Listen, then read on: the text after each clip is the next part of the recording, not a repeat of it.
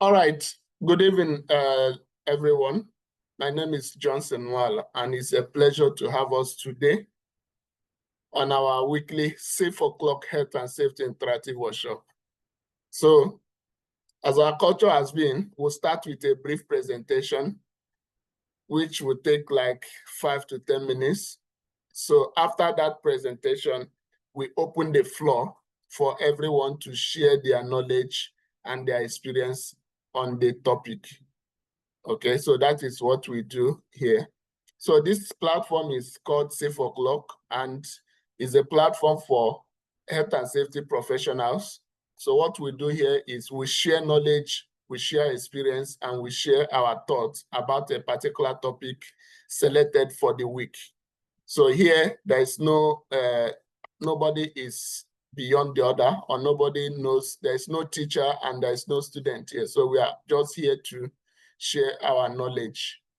Okay, so we are all professionals. Then in the process, you will learn from me, I will also learn from you. So that is what we do here. And it also helps us to improve our communication skills, because we know health and safety is all about communication. So when you are able to speak to your colleague, then it makes it easier for you to speak to a top management or maybe even an external stakeholder.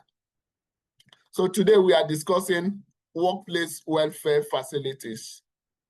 So we'll look at some of the rules that it plays in the health and safety of the workers. So first, let's give it a definition so that we know what we are talking about. When we say welfare facilities, we mean the amenities and the services that are provided to the employees to ensure that their health and safety and their well-being is guaranteed in that workplace. That is what we refer to as welfare facilities. So it's a general term that we use to define all the necessary amenities that the employer is mandated to provide for the workers to ensure that their well-being, to ensure that their health and their safety is protected in the workplace. Okay, not just those, not just provision of equipment or provision of other materials that is required for the work, but welfare facilities is also a legal requirement that the employer is mandated to provide to ensure that the worker is safe in the workplace. Okay, so some of them, like sanitary convenience, like toilets and urinals, washing facilities also, like sinks with washing soap, hand towels, cold washing soaps, even hot ones, depending on the location. So if it's a location that the weather is very cold, so you will be required to provide hot water that if the worker wants to wash his hands, then he can use warm water to wash his hands. Okay, then it includes also rest areas for breaks, canteens for lunch or for a dinner, as the case may be. Then clean and accessible drinking water is also required that the employer provides a clean and accessible drinking water. Then changing rooms and lockers for belongings, especially for the for those workplaces where you are not allowed to use your normal clothing to go in. So you need to have a changing area, changing room, convenient, safe, and clean. Then first aid rooms as well, and first aid facilities. So these are some of the welfare facilities that employers are required to provide. And I think during our discussion time, we would like to hear from each other if your employers or if your work locations, if all these facilities are available to you or will struggle to have them. Then what are the legal requirements and regulations in terms of or related to welfare facilities? So it's a legal requirement, or the employer is mandated to provide welfare facilities. Okay, it's also in the line of duty of care. So the employer owes a duty of care to the employee. Remember, duty of care might not really be punishable, but it's like a moral obligation. So when we talked about in our early days in the health and safety, when we talked about the reasons for managing health and safety.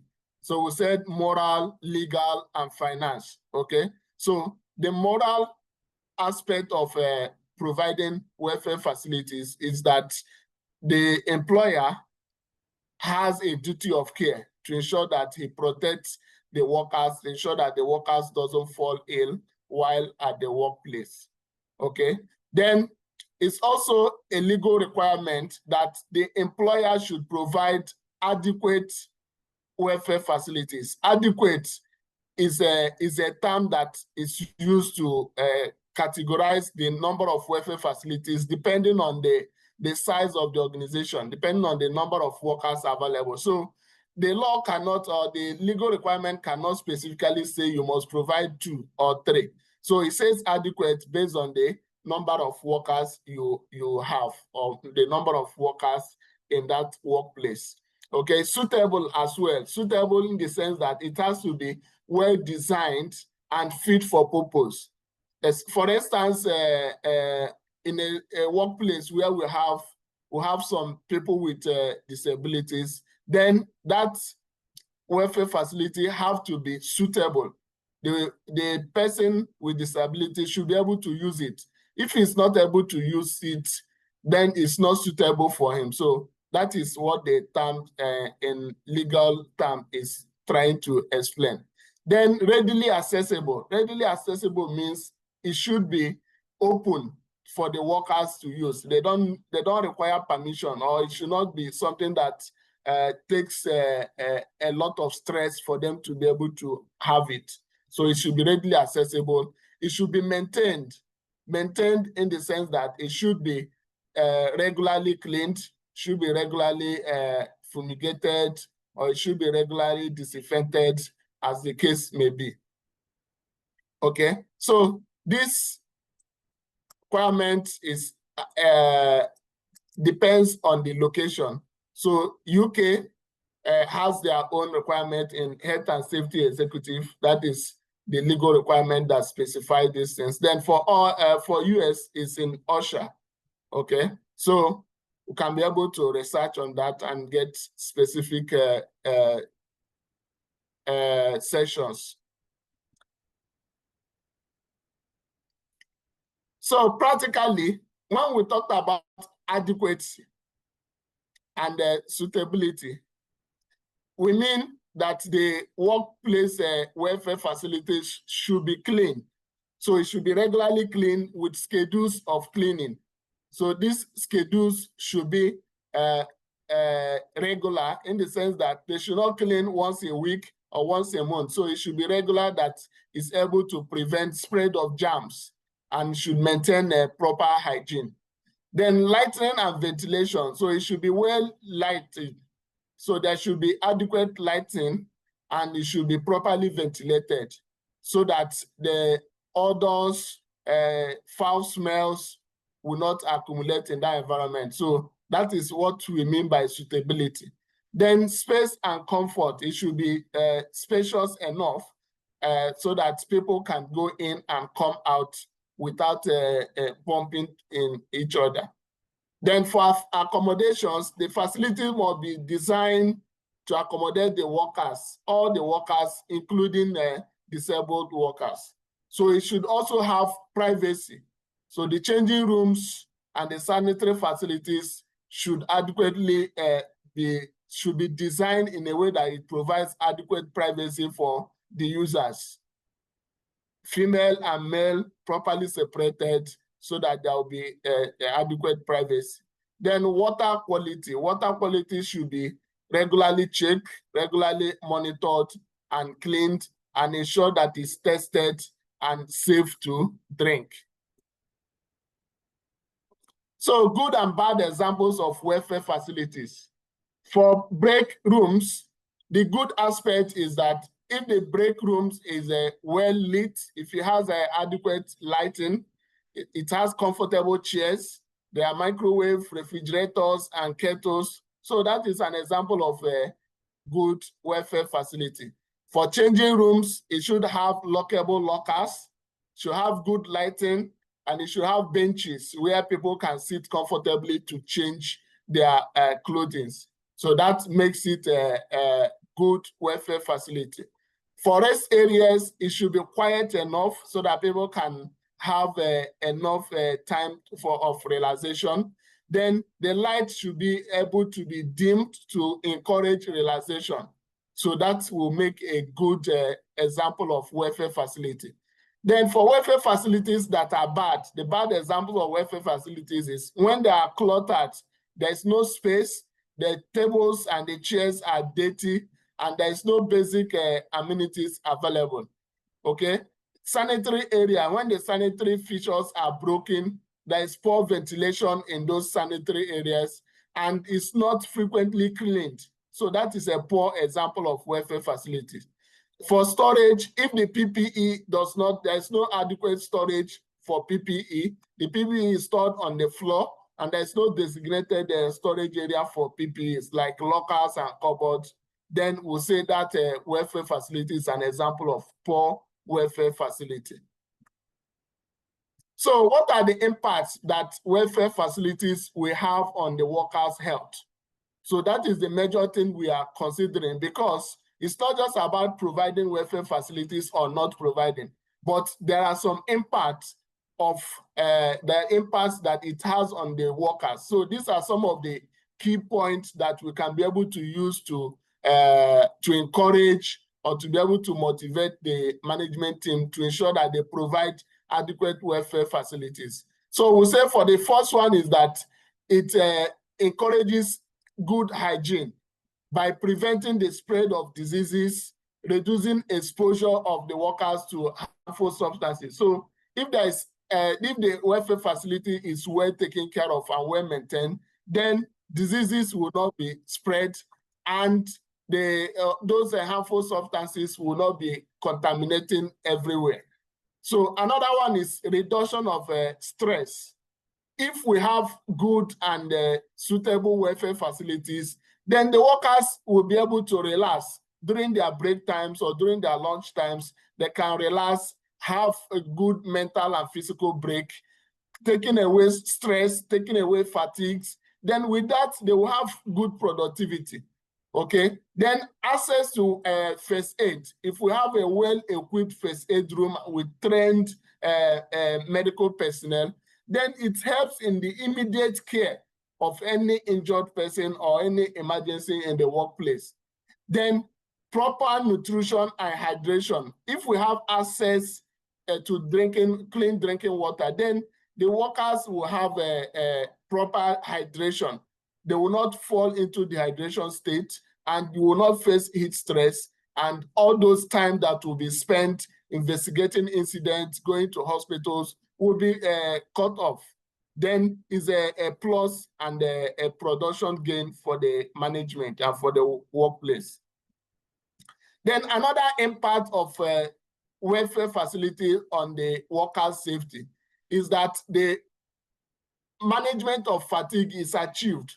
If the workers have good welfare facilities, especially rest areas, then they can take enough rest during the break time, and they've been able to control those fatigue-related errors, those errors that they will make during the working hours due to fatigue. They would have eased off the stress. Then when they go back to work, they will be relaxed and they will be able to do a good job, and there will be no errors which will lead to accident. Then another one is sanitation. If we have clean welfare facilities, then the risk of slip and fall will be reduced. People will not sleep on areas where there's a spillage of water. People will not fall, and those costs associated with those incidents or those accidents are reduced and eliminated. So provision of lockers and storage will encourage good PPE storage. So if PPEs are properly stored, then they will not easily damage, and they will last longer, and they will also reduce trip hazard, which the people can drop their PP, their helmet here and there, which can cause trip hazard to workers.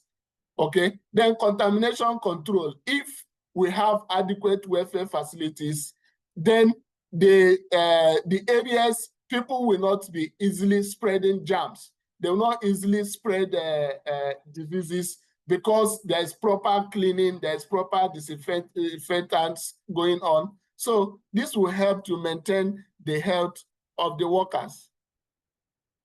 So there's also a role it plays on the business aspect of the organization, not just on the safety. If there's adequate welfare facilities provided for the workers, it will increase the productivity.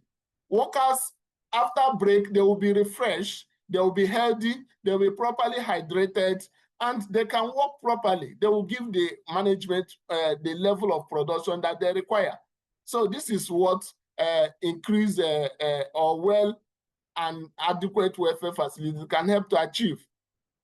Higher morale. The worker, they will have a high morale to do their job, because they feel that the employer is caring for them. The employer is taking care of them, is providing adequate welfare facilities. Then they will have that rest assured. They will be rest assured that the employer is committed to their health and safety. So they will have high morale, they will relax, and they will be able to do their job safely. Okay, then talent attraction and retention. So because of, you will be surprised that some workers are still in that workplace because they have good food, because the welfare facilities is well maintained compared to where they are coming from. So you'll be able to retain workers because you have adequate, good welfare facilities, good accommodation, good drinking water, good food. Okay, then reduction in absenteeism and staff turnover. Because of proper welfare facilities, people will not, there will be no need for people to say, I want to rest at home, because during break, there's good resting area, there's good lunch. So that is a strategic aspect of the business that we can use to convince the employer that provision of welfare facilities is not just a waste of resources, it's not just for the workers, but it also has an impact in the business of the employer. So there are some practical tips that health and safety professionals should adhere to ensure that they maintain safe welfare facilities. The first one is to conduct needs assessment. We should be able to identify the number of workers we have. We should be able to identify their preferences. We can consider the nationalities as well. We can consider the type of job they do. Then this will help to motivate and encourage the type of welfare facilities required. Okay, then we should involve the workers during this assessment. We don't just make the assessment on our own without consulting the workers. So consultation of workers can also help to improve the idea of welfare facilities that we can provide that will motivate the workers. Then we should benchmark, try to look around, look at other industries or look at other sites, other work areas, what they are doing best. How are they able to maintain welfare facilities that motivates the workers? So we should benchmark, we should try to copy good practice to be able to implement in our own work environment. Then we should communicate and ensure that the workers understand why the welfare facilities must be maintained, while it should be kept neat, while after use, it should not leave it dirty. So we should ensure that we do proper and regular communication with the workers. Okay, so this is not the end of all that we can speak of, but I know that I just don't have to say everything.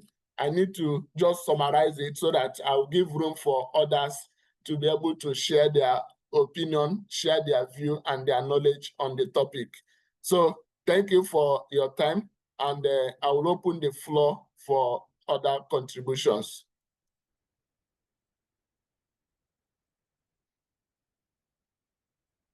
So Mr. Stephen, go ahead Okay. Yeah. and take charge. Okay. I was not taking charge. Yeah, thanks for giving me the opportunity.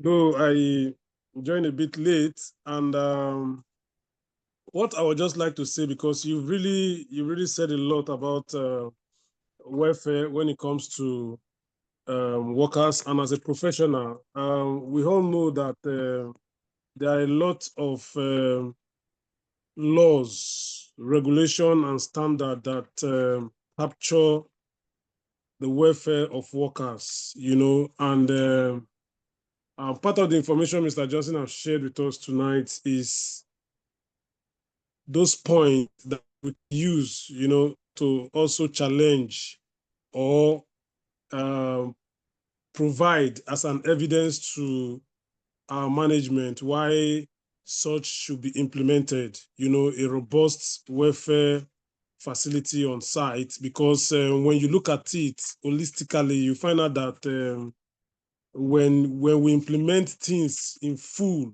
when it comes to welfare, it has a link with, the welfare has a link with well-being, of the workers. And at the same time, once the well-being aspect is well achieved, we'll discover that just like Mr. Johnson has said, there will be more enthusiasm to work, to put in more energy. So this would drive production.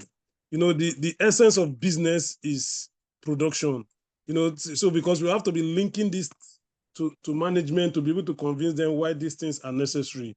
And the truth is that it is somebody who is healthy that will be able to work. And when you don't have good welfare facility, we know this might affect, it has an effect on turnover rate and all over and all that within the workplace, because when people begin to fall sick due to any proper hygiene issues and stuff like that, there will be um, there will be absence from work and all that. So that might affect the general production or process within such an organization. And just like I said, it's unfortunate that in some jurisdiction, um, I will not mention name, things are not properly done when it comes to the welfare of the workers. Okay, for some of us who work in the oil and gas, and for some of us who work in the Middle East, that most of these laws, international, local, because if you look, even from the international, the ILO, they have a conventions that cover this, okay? When you look at the international labor, what's it called? So many like that, even the Health and Safety at Work Act, even in OSHA regulation, even within the labor law, within every respective jurisdiction, as long as they are, they all sign the international charter and all that, these things need to be, implemented. Just like I've said, in some jurisdiction, they don't follow this. There's no compliance. I will just put it that way. So it is very good in our own part as a professional, where we find ourselves that people are not doing this. We can try to champion it to the management and encourage them, or convince them rather, the need for a robust welfare facility within our projects. And also, it is important that the welfare of any organization to their workers is like synonymous to the culture of the organization. Because if you go to any organization or any company that you find out that their welfare facility is poor, just know that this is a strong indicator that if they don't have a good welfare facility, it means they have a very poor culture. There's no way, you just use that as just an indicator alone. You can use it to justify that. So that would just be my little contribution I'm adding to this discussion. Like I've said, Mr. Johnson, I've said it all. But I believe some of us have one or two experience based on our projects or where we work. So I'll just give the platform for others to make one or two contribution to that. Thank you very much.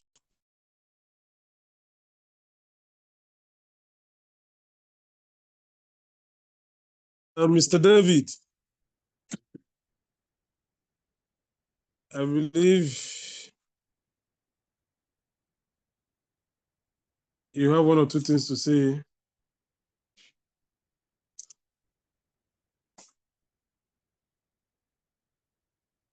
The floor is open.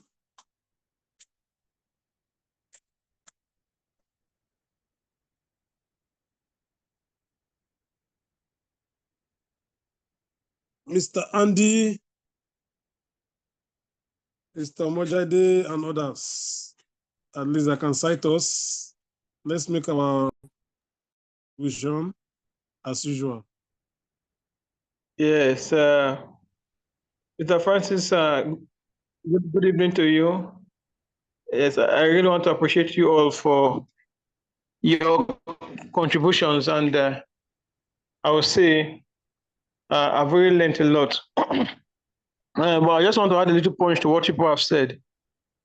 As a matter of fact, welfare facility, you cannot rule that out. In fact, welfare facility, workers to work, apart from the salary that workers earn, if there's a good welfare package in the company, workers tends to work their best. Yes, why am I saying that? In this part of the world where I work, you find out that people rarely get enough salary. The benefits, what they tend to get from their work, may not be commensurate with what their demands are. But when they find themselves in certain organizations that offer food, like the one present company I'm working, there's a good welfare facility. You can, let me put in quote, eat as you like. You understand? So we have here workers that have been working here for close to 20 years. Some of them worked for some time, they left. The contract they had, they had to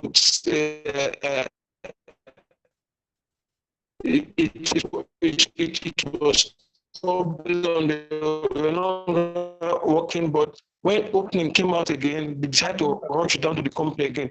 So you see, the company is based on the fact that they previously we have you can really eat 3 square meals, that kind of because providing high hygiene standard also is key. You see, companies where you have hygiene, proper hygiene, where they do cleanings every now and then. Even the company I work actually is a catering company, so they cannot do without providing a clean, standard environment for work. Or anything that will infect food, anything that will infect food that are being used for international flights would have a great impact on the business. So you see, so welfare is very crucial.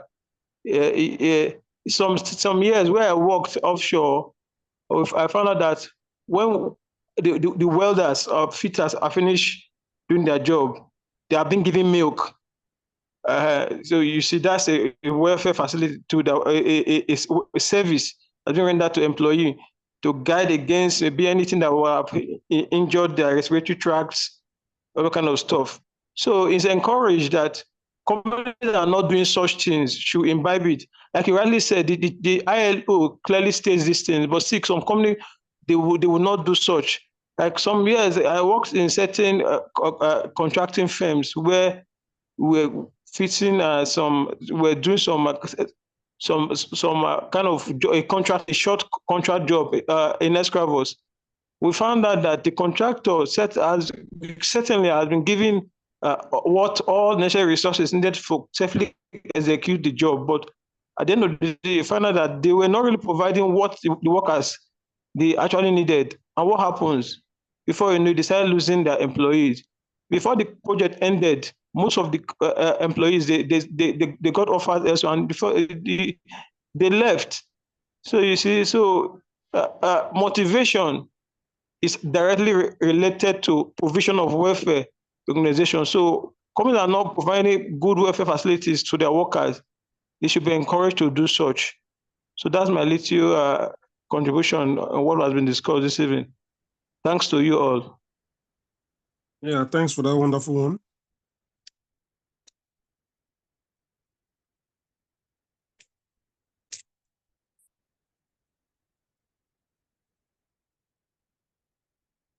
Mr. Handy, are you there?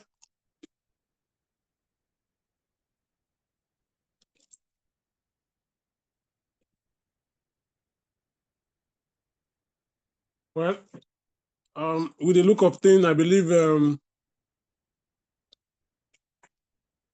for those who have nothing to say or contribute, I believe we all understood the whole process of the discussion today. And if not having experience related to what we have said, I believe we've gotten something today, and which we'll take to our respective project or sites, if the need require us to invite or to rather advise, our management or make our direct contribution or impact within our organization. This knowledge is very important that we have it, because this platform creates an avenue for us to have access to such information or to refresh ourselves from what we've already been doing or understood before. So I just want to thank every one of you that put yourself forward for this day discussion. And I will say at this juncture, we will just have to call it a day, since there is no further contribution to this topic. So see you guys next week. As usual, Mr. Johnson will post the new topic. For those who are not in the group, the WhatsApp group, you can just share your mobile number. We'll add you as we used to do. So you get at least weekly information there as regards this weekly discussion. So thank you for giving us your time here. See you next week.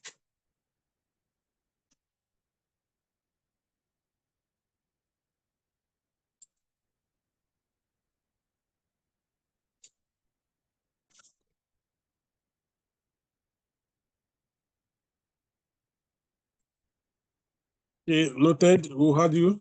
Who added to the group? Mr. Casey.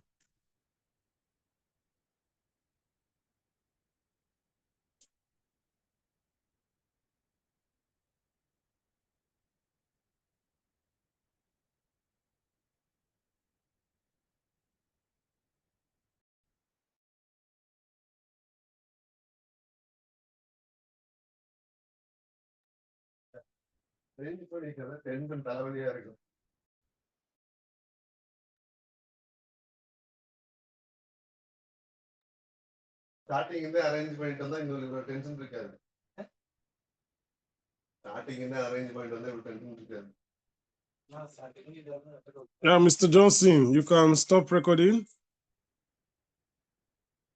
while we end the session.